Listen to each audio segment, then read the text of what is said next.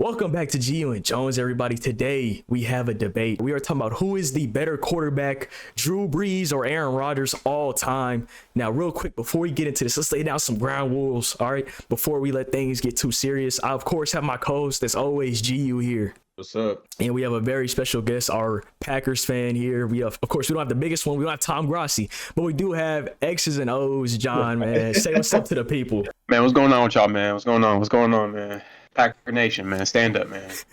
Now, real quick, before we start, we got to talk about what we're talking about, all right? We are talking about the talent on the field. We are talking about the numbers, all right? And we are not doing what-if scenarios. However, let me preface this. No what-ifs. And when I say no what-ifs, we can't no would-bes. However, we can do should-bes, if that makes sense. So like the numbers can say somebody should be this, but you can't say somebody would do this if they had this. No if statements, no woulds. Only shoulds and dids. So just to lay it out the ground rule. So if I say, and I'm gonna say this, Brees should have won an MVP in blank year. That's a solid argument. If you want to say Aaron Rodgers should have won MVP in this year too, you could say that. But if let's say like if the play in 2018 doesn't happen for the Saints against the Rams, we win the Super Bowl. I can't do that. Okay, valid.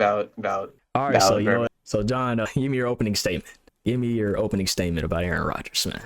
All right, I'm about to say some slick shit. Hey, man, my opening statement is this, man. When we say the top 10 quarterbacks, I have no problem with what the order is from 1 through 6, as long as Rodgers and Brees are right next to each other, and Aaron has to be 5.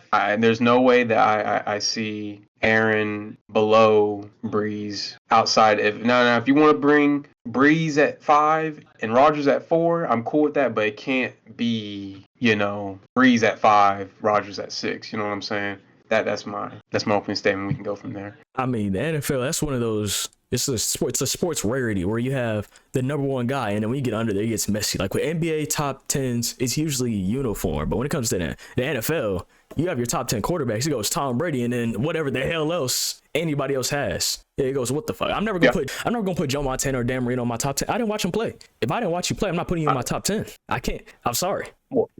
I can't put my top 10 if I didn't watch him play, but that's not the argument today. That's not the argument. That's not the argument today. All right, I watched both Drew Brees and Aaron Rodgers play. So I can say that I do believe Drew Brees was the better quarterback throughout his career consistently. Now, I will say this, when it comes to highs, Aaron Rodgers had the higher highs. I believe that is true. I believe Aaron Rodgers also had the lower lows when it came to just being the quarterback, being the guy. Years like with the Jets last year, that's a pretty low low. That's a pretty low low that Drew Brees hadn't reached at all.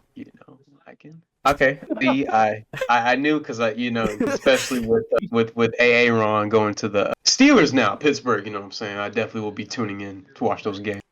Yes, I know that Mr.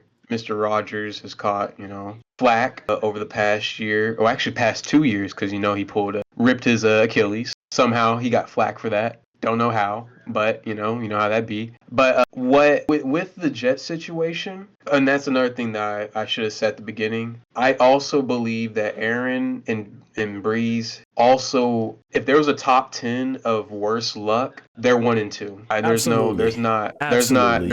one that's out. If it was a top 3, Aaron and Brees are unfortunately the 2 quarterbacks that have the worst luck ever, period, in football. I'll get more specific, bro. They got the most terroristic DBs of all time to ever grace their rosters. I'm talking about Drew Brees, Marcus Williams trying to hit the hit stick button, Eli Apple existing. I mean, Aaron Rodgers had Kevin King getting bent over. He had whoever let Seattle have that catch in 2014 in overtime. Oh, Mr. Brandon. Oh my goodness, yeah, Brandon Bostic. That rainbow right over the shoulder. I'm talking about they were just getting destroyed in the fourth quarter. Smile on my face. It makes no sense. Like, again, I feel like when we talk about Brees and we talk about Rodgers, I feel like it's more comparable because unlike other QBs throughout history, like the only thing that's closest to this is like Dan Marino. But like when you have people like Elway and Montana and stuff like that, like people like those in your era, like obviously like he's just the odd man out. But for Rodgers and Brees to be in the era with Manning, Brady, yeah, Ben Roethlisberger, you know what I'm saying, Phillip Rivers, however we feel about him, you know what I'm saying. But like you have those people, but it's undeniable that obviously we know that the four best players were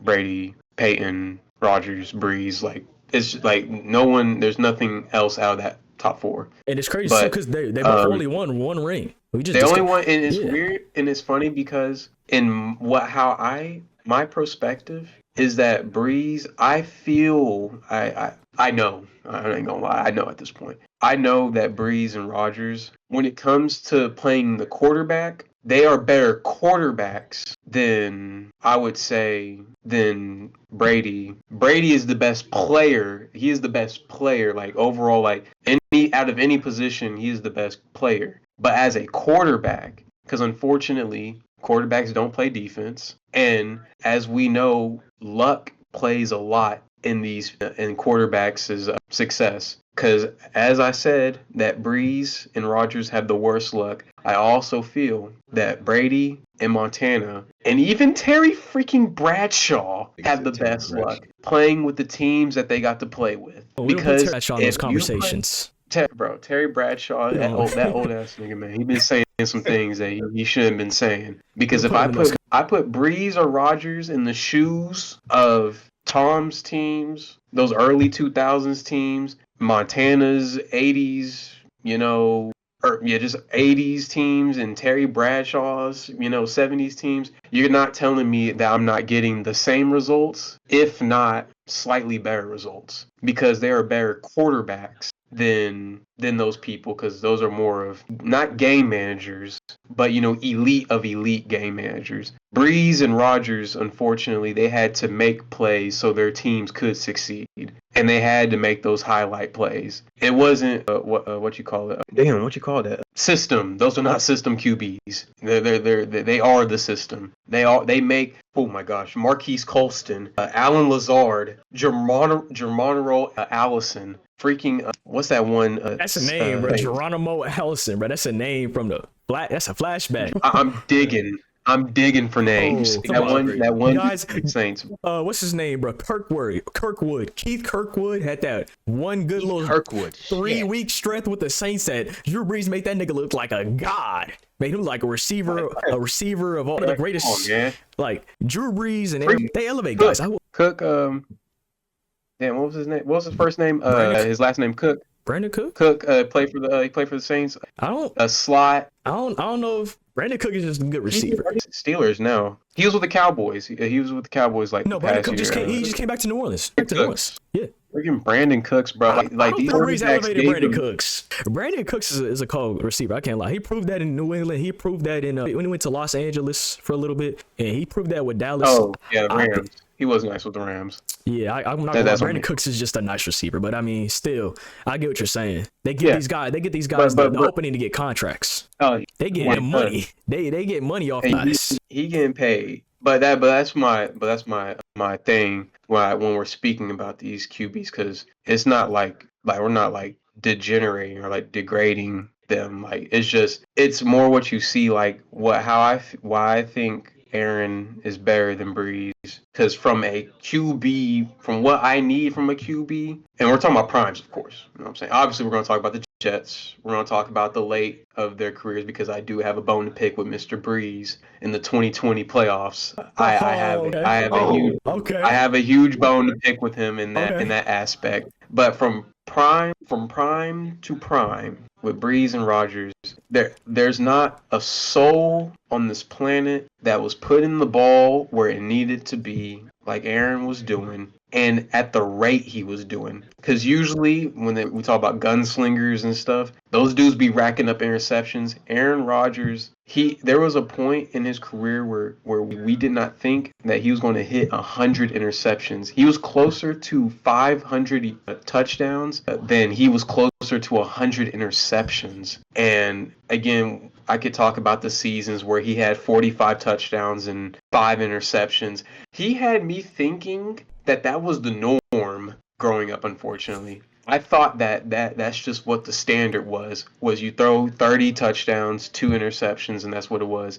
And then you look at these other QBs, and yeah, they're throwing double digits, almost 20 interceptions and stuff like that. But the QB ratio, the touchdown to interception ratio is so big to me because again, that's just how he was winning ball games. And we're not talking about dinking and dunking because he was definitely ripping it down the field and putting it in spots where it needed to be. And yes, obviously, I know that Drew Brees has the 5,000. What was it? 5? He has 5,000 yard seasons. Again, Aaron has never hit 5,000. He has been close, but he has never hit 5,000. But again, it's just something about that touchdown to interception ratio that's just very glaring to me.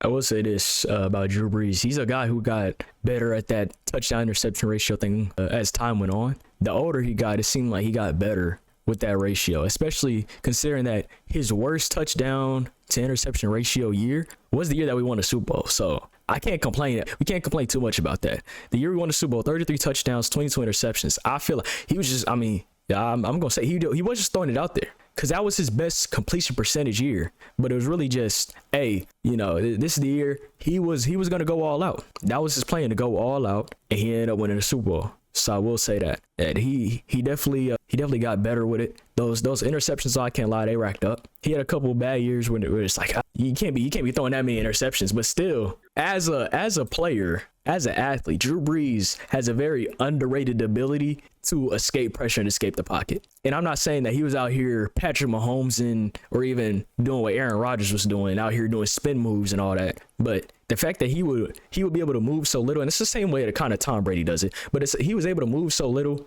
and yet move so much and manipulate the pocket in the way he did, especially even when he got older, he was still able to do it. But he was out here. Drew Brees has a very underrated running ability, a very underrated ability to get out the pocket that I think we don't talk about as much because he wasn't out here Lamar Jackson doing spin moves and all that, stiff arming defenders. He was stiff arming niggas. He was stiff arming a couple niggas, but not to the level we see Lamar Jackson just out here running at defenders. And I think that's how we underrate Drew Brees. Just a tad bit.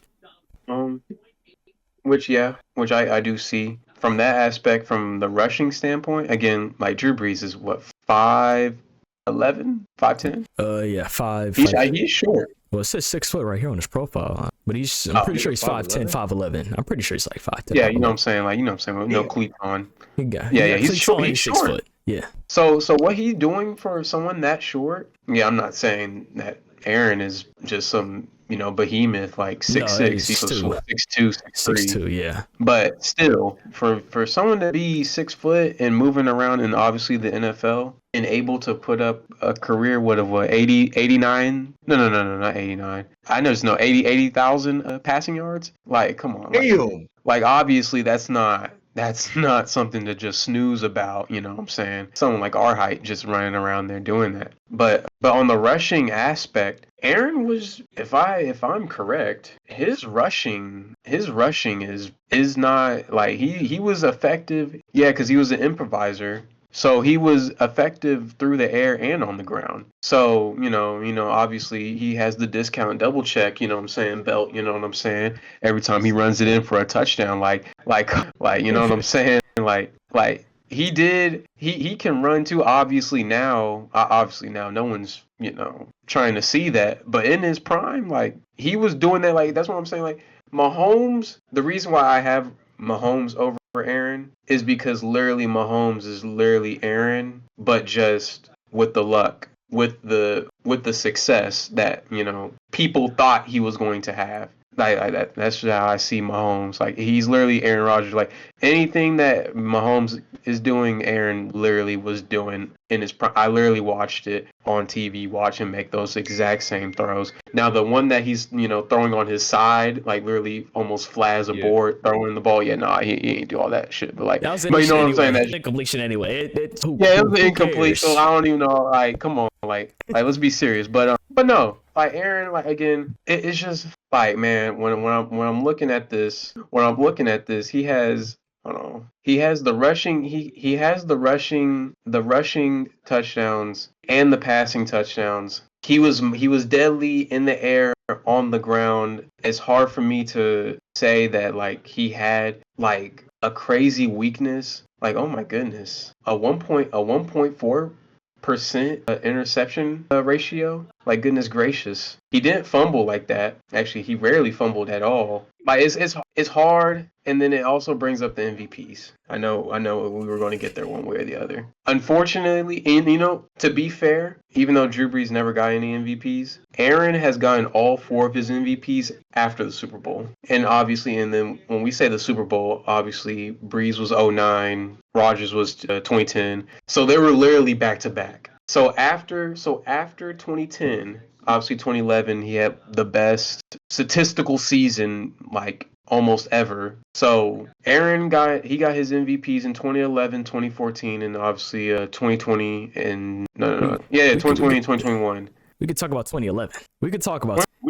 Hey man, I know there's some controversy with 2011. We can talk about it. If you know this, but second place in 2011 happened to be one Drew Brees. And Yeah. I'm looking at it. And I'm looking at it, but I'm also remembering. I'm not just gonna look at the numbers and be like, oh yeah, this guy was better than this guy. I'm also remembering it just a little bit, right? This is when I first kind of started watching football. And I Drew Brees that year was something magical, man. Something special, right? Let's talk 5,476 yards, 71% completion percentage, 46 touchdowns. His only gripe was 14 touchdowns. And I think that's what held him back, was the 14 interceptions to Rodgers' 6. But at the same time, the voters, y'all ignored 1,000 extra yards. And what is it, like 4% better completion percentage, something like that? 3% better. I'll say 3%. 3% better completion percentage. An extra 1,000 yards over what is it? 8 more interceptions. And both teams were good. So that you can't say winning. The Saints were 13-3, and then when Rodgers played with the Packers, they were 14-1.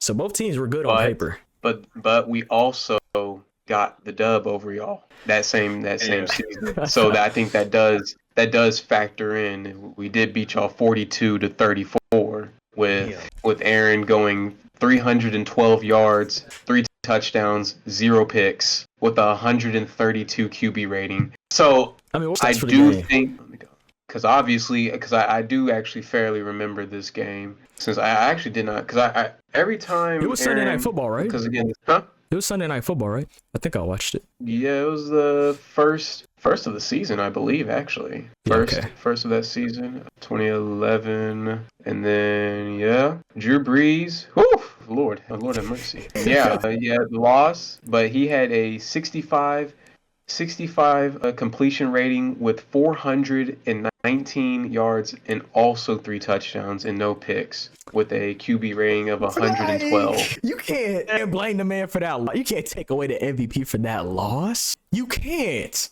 Yeah, you can't. That's a hard one. I feel like that's a hard one that was stolen from Drew Brees that he should have won. That's a should have right there. And that takes away an error. But we ignored 1,000 extra yards. Again, 1,000 extra yards, 4% better completion percentage for 8 interceptions and a loss that wasn't even. It's not like if Drew Brees threw the game-losing pick and it was 3 touchdowns, 1 pick. All right, Aaron Rodgers got it. He's clearly the better player. But it's not like did he fumble? He didn't do any of that. He didn't lose the game for the Saints. The Saints just didn't help Drew Brees win the game. And I feel like that's an MVP that's stolen from Drew Brees. And that's kind of the story of his career, is MVPs being stolen. Because that's not the only MVP I believe Drew Brees has been robbed of. Like, again, we could talk about right here. I got it. There's another one where he had 40 touchdowns in the year. The year after 2012. The Saints weren't good, though. The Saints were 7-9. I still think Drew Brees, he wasn't even in consideration for the MVP. 43 touchdowns, 19 interceptions, another 5,000 yard season. They just didn't consider him for the MVP because, again, the Saints were 7-9. But I'm just and Joe Burrow got that same treatment this year.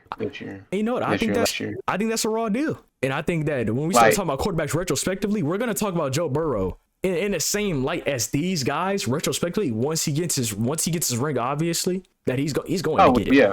Once he gets his ring, we're going to start talking about Joe Burrow in the same way that we're talking about Drew Brees right now, the same way that we talk about Aaron Rodgers in a kind of sort of way where it's like they should have had more rings, more accolades, but because the team around them did not help them out, they shouldn't have had it. But again, in 2012, Drew Brees, he put up a good campaign. And I remember watching most of those games in 2012 because that's when I first started like actually watching football. And I remember the Saints defense did not do that man any favors whatsoever. Like, I can't name you a single defender off that 2012 squad, and that's a problem. Like, you can go down a line for the years in the past, and I can name you a couple players off Saints defenses. I cannot name you any Saints defensive players 2016 to 2010. In that big 6-year gap of Drew Brees, and I'm talking about zero noticeable names. Like, if you say Cameron Jordan, I mean, I guess. I didn't know Cameron Jordan was a New Orleans Saint until 2018. Hey, that's fair. He's been So drafted. I didn't know he got drafted that early either. He was drafted in 2010, right after the Super Bowl. I did not know he was on our roster until 2018. I thought he was a new kid when I was looking at him. And then they said he was 32. I'm like, where did we get him from? Drafted him. He was here the whole time? Didn't even know that. Yeah. I can't name you Saints defensive impact players from 2010 to 2016. And that big 6-year gap has a lot of great Drew Brees years. But again, they're all 7-9, 8-8 seasons. Like when he had that game against the Giants, he's throwing 6 touchdowns going back and forth. He's losing to Eli Manning and Odell Beckham Jr. Who was the second option? Like, what was it? A rundown Victor Cruz, maybe? Yeah, I think. Victor Cruz is pretty old. Like, I can't. They even also name it. they had Jacobs, that 6'4" behemoth of a running back, Brandon Jacobs. I don't think they got a rushing touchdown that game. That's the crazy part. It was all Eli Manning. Like, I don't even think they got a rushing touchdown that game. It was just Eli Manning airing us out. Like, that's the part where Drew Brees has a 6-year gap of just straight. He should be in positions to succeed, but he can't because his defense. And man, unfortunately, I am an expert. I have even talked to Seji about this in back in the day. I can tell you heartbreak. If heartbreak, because you know what's funny thing about this conversation is you can't have this conversation without the heartbreaks. And like I said, the 2 most unluckiest quarterbacks, and then the 2 most heartbreaking quarterbacks. If like to be fans of these quarterbacks, Oh, the no, you're on heartbreak suicide is watch. You're on suicide watch. When you're a fan of these 2 I quarterbacks, I can name cornerbacks. I can name DCs.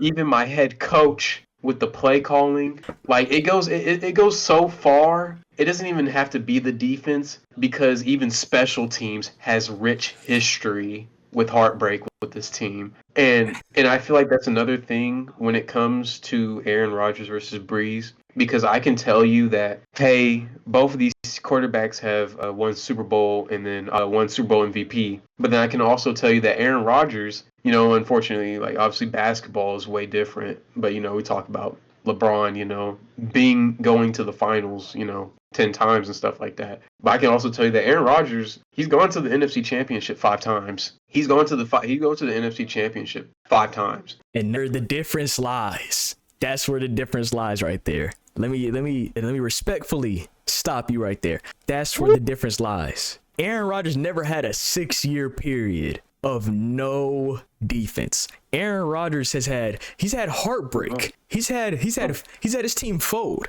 But Aaron Rodgers has been in a position to succeed at least. I mean, I can't even. I'm gonna say more times than Drew Brees. Aaron Rodgers has been in a place to succeed. Once you get to, I'm saying, if you have a team that can get to the NFC Championship game, you should be in a position to go win a Super Bowl. If a team can go to the NFC Championship game, you can go to a Super Bowl. You can say this about the Falcons and what was it, Matt Ryan MVP. I'll be honest. That's who was on that Falcons defense that was terrifying Aaron Rodgers. And if I'm not mistaken, I didn't pay close attention to the NFC Championship game that year. But I'm pretty sure Aaron Rodgers threw an interception or 2. He didn't help the team out. Who was the best player? I can name one player off that Falcons defense. Beasley. Well, what's the other guy? Robert Alfredo, who got an interception in the Super Bowl. I don't like who is on that defense that is stopping Aaron Rodgers, because he did not go out there and just go 40 points up. I'm pretty sure it was like 40 to 20, something like that in that area. It wasn't a close game. It's not like Aaron didn't show up that game. I'll be honest. His defense didn't show up, but neither did he. They both can't not show up and then blame the defense. All right, because again, we can't do what ifs, or what if Aaron had a good game, his defense still would have folded him. We can't do that because Aaron didn't have a good game. You can't defend somebody if they can't fight for a defense. So that's one of them years where it's like Aaron Rodgers didn't take that opportunity. In another year, and I know I just got done talking about this, 2014 with the Seahawks still could have been Aaron's if they kept the foot on the gas. That's another one where Aaron has to keep the foot on the gas, because what was it, 28 It was 28-28 by the time they got tied. They were up like 28-6 or something like that. I watched that game very close. That's one of my favorite NFC Championship games of all time. I watched that game from start to finish. That's one of my favorites. So I can talk about this game. But it was like 28-6. They had the lead and they just, for some reason, they stopped caring. And sure, it's on the coach a little bit, but Aaron is the veteran and Aaron Rodgers is Aaron Rodgers. If he tells the coach, let's keep the foot on the neck, I want to throw this ball, he's going to throw that ball. He's going to throw that ball. It's not Russell Wilson and Pete Carroll or, oh, Russell Wilson has to run the ball on the 1 yard line. If Aaron Rodgers he would have ran the ball on the 1 yard line because he knows his situation. So Aaron Rodgers is in a situation where he can call the shots if he feels like there's a better play to be called. So all that said is just to point to the fact that in 2014, Aaron Rodgers could have helped keep the foot on the gas and prevent the comeback. Because really, one touchdown, one extra field goal, 10 points, we're singing a different tune. Aaron Rodgers beats the Patriots in the Super Bowl or whatever. If he does, he has 2 rings. I think Aaron Rodgers has been given opportunities to go out and win and has failed his team. And I know what you're about to bring up after this. Go ahead and talk about 2020 New Orleans. Go ahead. Oh man, that was a good one. Yeah. Before I get to New Orleans, I just have to put some clarity on because trust me, I watched the games not with this jersey on, but with my older jersey on, and I had to take those jerseys off. And I remember after the game, not even after the game, probably in the fourth quarter, just taking them off and throwing them in the hamper and being sad in February. Yeah, being real sad in February. So let me tell you what happened. That Falcons game, by the way, after Aaron had the clutchest drive, like the greatest sequence ever against the Cowboys, the 13-3 Cowboys that year, with that game-winning drive with the most beautiful pass. Oh, that was the happiest say. That is one of my moments, is watching Cowboys fans crumble in that moment. When I saw that ball leave his hand, I'm talking that boy Jared Cook on the sideline like this. Jared Cook, you know what I'm saying? Just dragging the ankles across the turf. Man, beautiful. Poetry in motion. But yes, going into that Falcons game, I know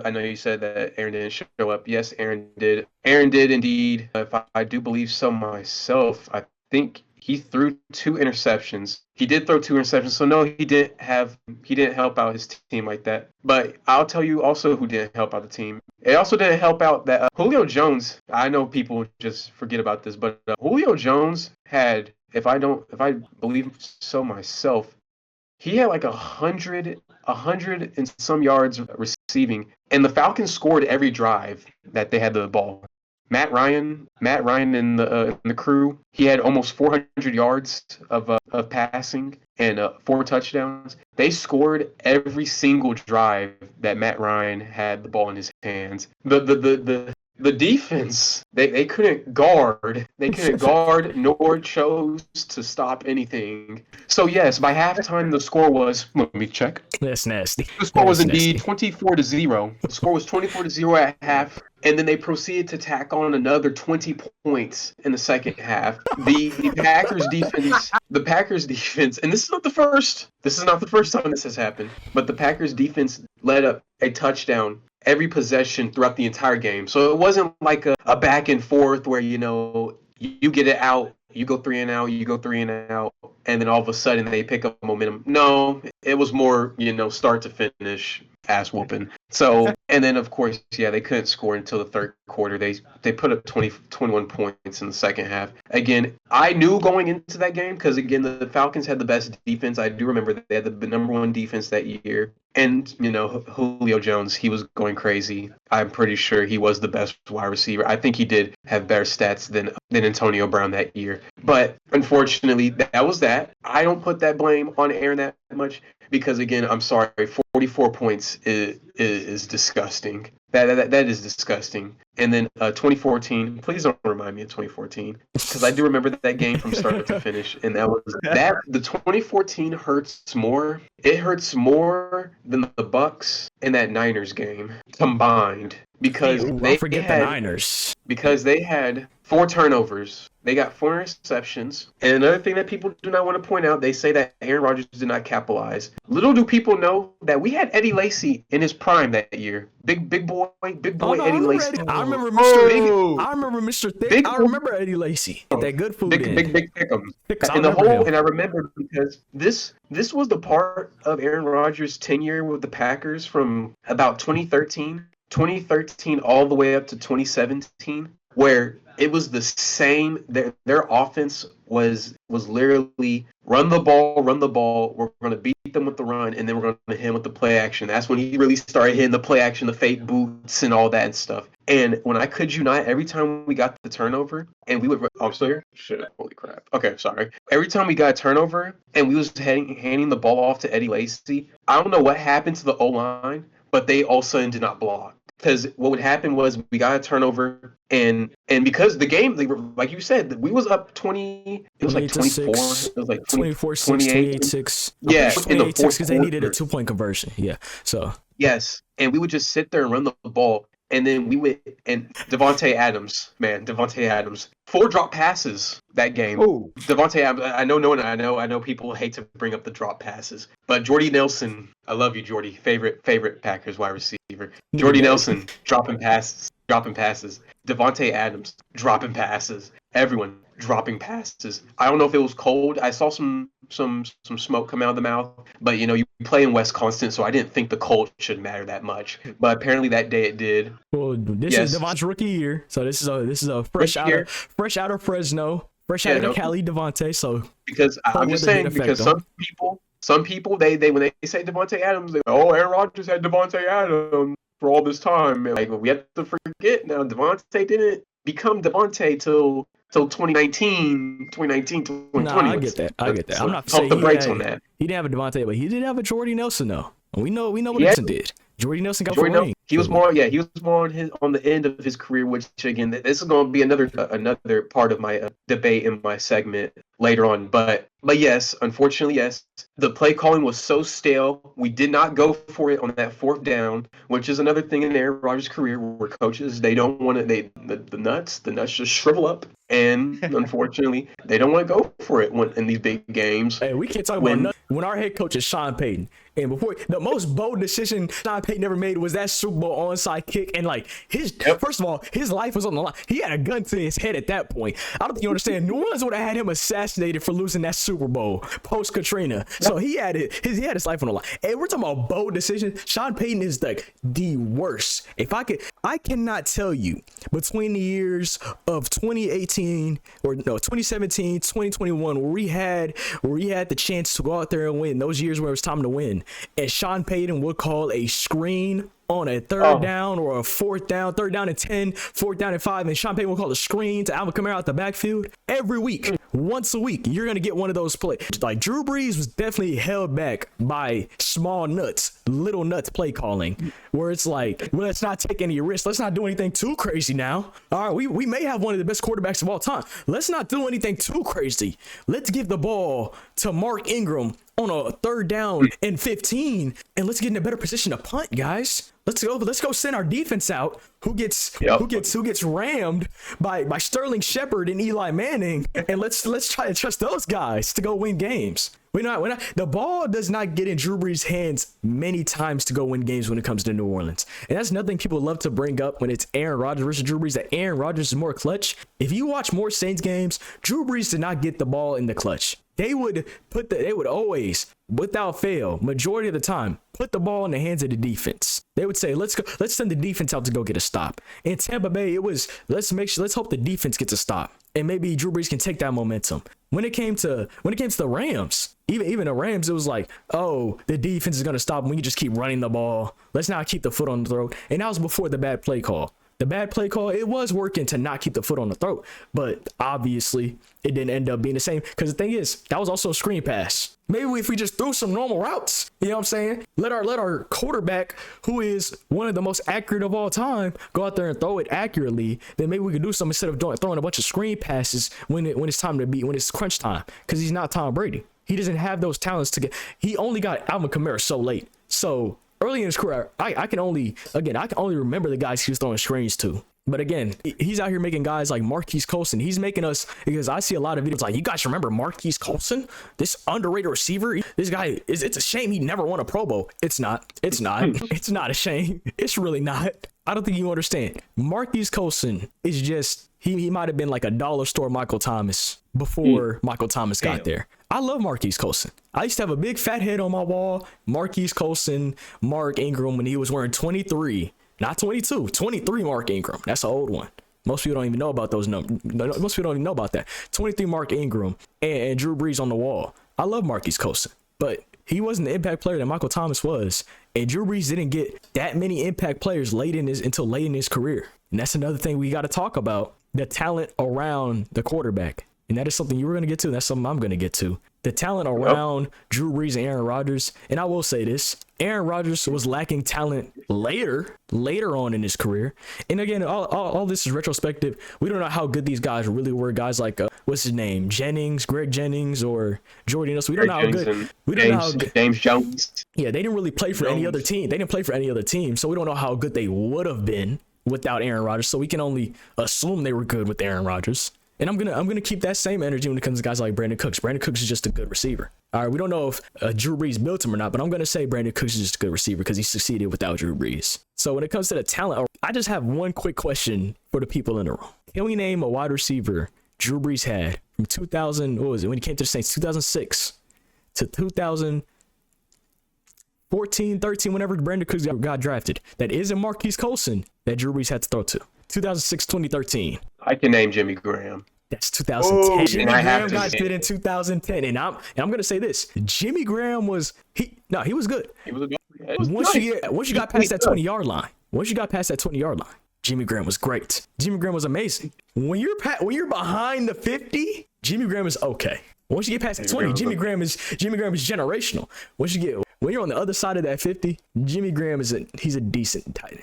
But again, Drew Brees, to get down the field, what did Drew Brees have? To get down the field and get to the red zone. If he gets to the red zone, Drew Brees is cooking. But once he gets to the red zone, who does Drew Brees have? Or to get to the red zone, who does Drew Brees have? Because Drew Brees didn't have guys. He didn't have route technicians. He didn't have these guys like Devontae Adams, who's called a route technician, one of the best route runners people seen, or Jordy Nelson, one of those sneaky athletic guys. Drew Brees never had one of those until we got to Brandon Cooks. And even then, Brandon Cooks was a 5'9", 5'10" speed demon back in 2014, back when Tyreek Hill and gadget guys didn't really exist back then. Like guys like David Hester, they were just running go routes and catching punts. Same thing with guys like Brandon Cooks. They weren't being used like they are used in the offense now. So a 5'10" slot guy being your number one receiver back in 2014 didn't mean much for you. And that shows because, again, the Saints couldn't really succeed because that's their number one guy.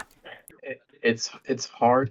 It's really hard to have that convo because, again, from 2006 to 2014 that you're talking about, I'm gonna be real with you. Outside the Saints Super Bowl run, and oh gosh, and I believe 2012. What was it? 2012? Yeah. What was it? What year was that when y'all had that shootout with the Niners? And it was just like 2000. Y'all just kept going back and forth. It was like 2012, 2013, something like that. Yeah, outside of those, I really just don't. I can't recall much of the playoff, like what the playoff games were like.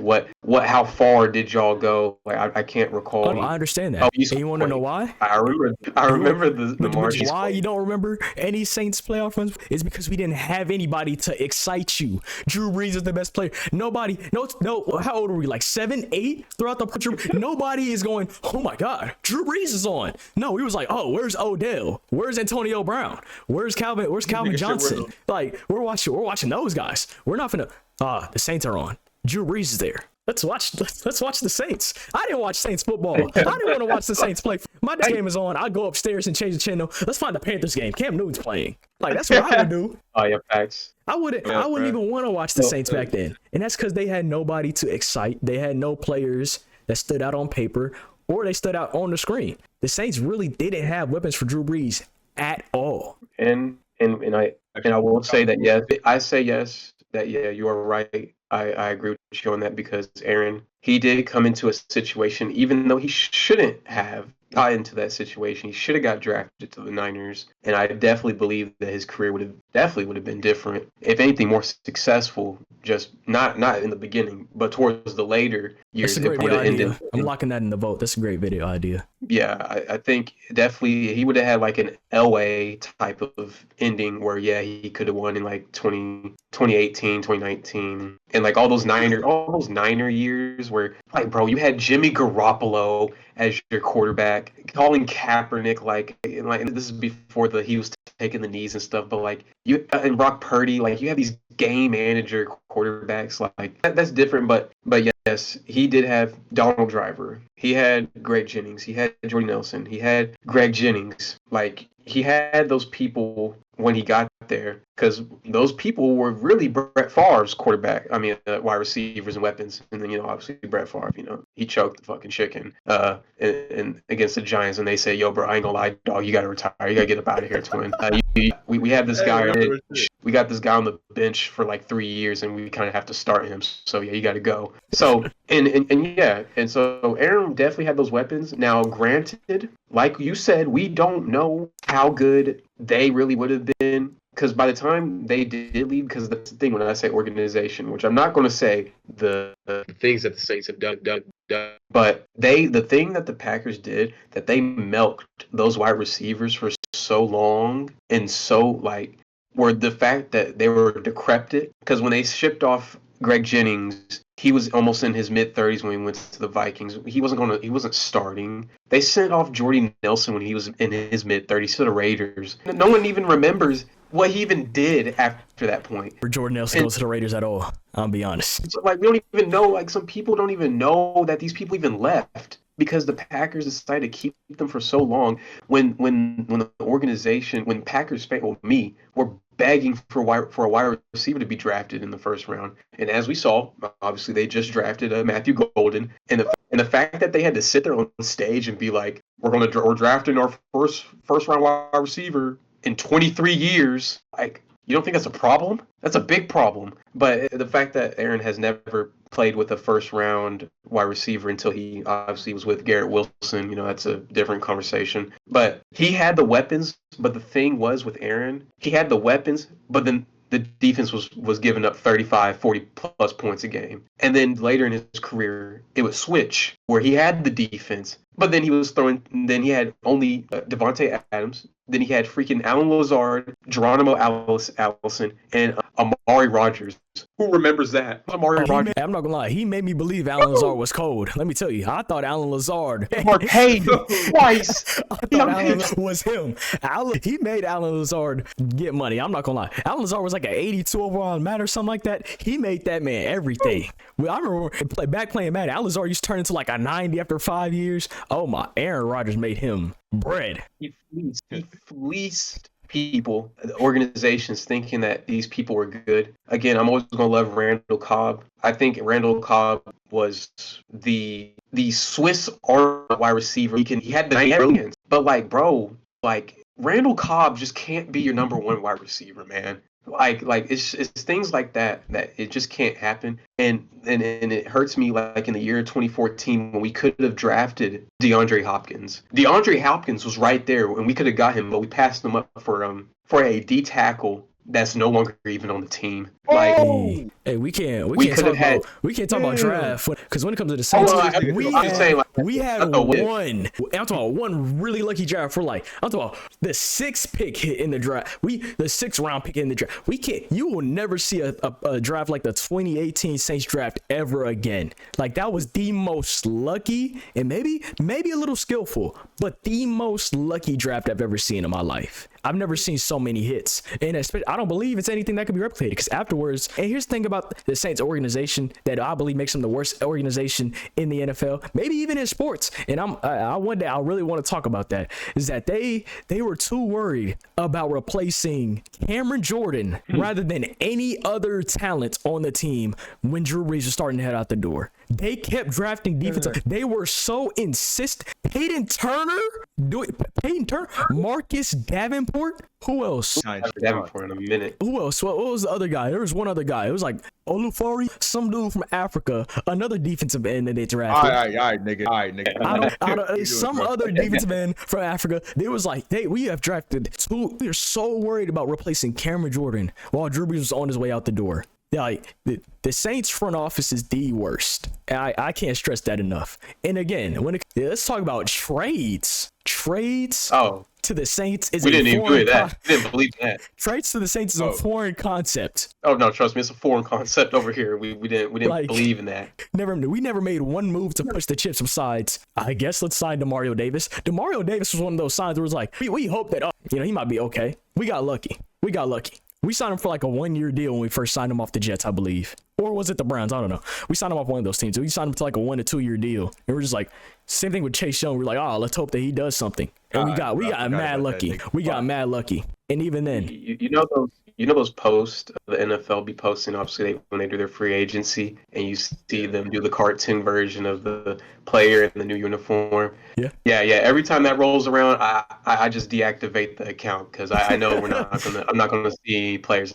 As a matter of fact, it's so bad don't worry, that I alone. thought that Jacobs was fake. I thought that Josh Jacobs and Xavier McKinney was fake. I don't think because I was like, I don't think that it is for the Saints. When they signed Tyrann Mathieu, I immediately knew he was washed. Wow. I was like, he has to. So you finally admitted it. You finally. I was like, he has to be cooked. There's no way. There's no way. The Saints don't know how to sign somebody good in their prime, man. We have never signed a wide receiver free agent that was above $10 million worth of pay. We have never done that. And the Packers, I don't remember y'all doing that. I don't think y'all have done that either. And again, it's just bad front offices. But like, the Saints don't draft no first round wide receivers. And again, I don't think they drafted a first round wide receiver during the Drew Brees era. I think Marquise Colston might have been the only one. He might have been one. Michael Thomas was in the second round. Was a second rounder? I'm pretty sure. I could be wrong because I'm pretty sure the first rounder was a defensive lineman. Michael Thomas was the second rounder. I'll look it up real quick to make sure I'm not wrong. I don't. No. Y'all niggas, what, 58 minutes? I've been at this for 58 minutes. They're about to hit an hour. Hey, wrap up the point. No, we're starting to bad, bro.